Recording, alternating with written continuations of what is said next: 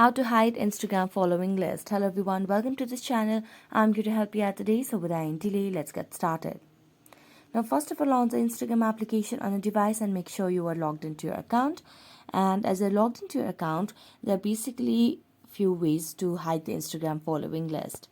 So one of the ways is to tap on your profile icon at the bottom right corner, select on the hamburger icon at the top right corner, and then simply scroll down and tap on account privacy. Here you can simply toggle on the option of private account and switch to private account so that people who are not friends with you will not be able to see your following list.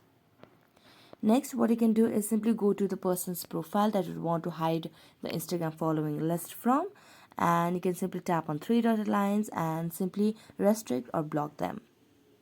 So these are possible ways to hide Instagram following list. So that's it. Thank you so much for watching this video. See you next time.